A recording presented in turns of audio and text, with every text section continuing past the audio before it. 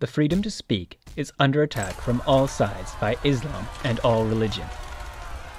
Or that is what some would have you believe. But is religion really at fault for all the woes of the world? Unlikely. There is no doubt that people have committed horrible atrocities in the name of their faith. From the Islamic extremists who use their faith as means to oppress whole countries such as Saudi Arabia and Iran, or terrorist organizations that have struck fear into the hearts of Western world and butchered countless people in the name of their faith, to the less recent but no less horrendous atrocities committed by Judeo-Christian faiths throughout history into the modern era. The Crusades, slavery, witch hunts, the open and often violent oppression of the non-heteronormative individuals. But terrible acts have been committed utilizing free speech as a catalyst for hate. The pinning of Mein Kampf by Adolf Hitler. Hate speech leveled at the most vulnerable and disenfranchised members of society the world over. Propaganda used to encourage the demonization of minorities, as well as entire religious and ethnic groups.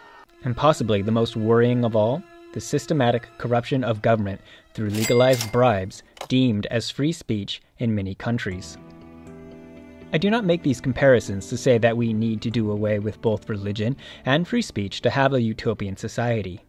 If I have learned anything from George Orwell, it is that when a society limits the freedom of choice to build a perfect civilization, that perfection is often only skin deep. That's what these rights mean to me.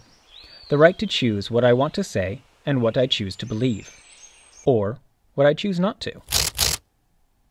In that sense, we need the right to freedom of speech and freedom of religion. Now, an argument can be made that religion has been more directly responsible for brutalities committed throughout history, and you would be right to a certain extent. Religion has been the cornerstone of countless wars throughout history. But let us imagine for a second that there was no religion. It never existed, and our entire history was devoid of any kind of spirituality. That world would be a radically different place.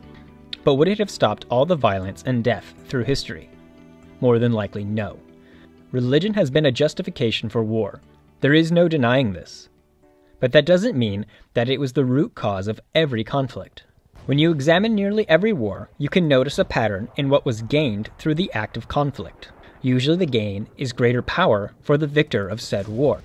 A kingdom or nation would look at what another had, and their rulers would think, I want that. Whether that thing was more land to rule over, natural resources, or some other form of perceived power legitimizer. Religion was merely a justification in a lot of cases. But people are really good at justifying their actions.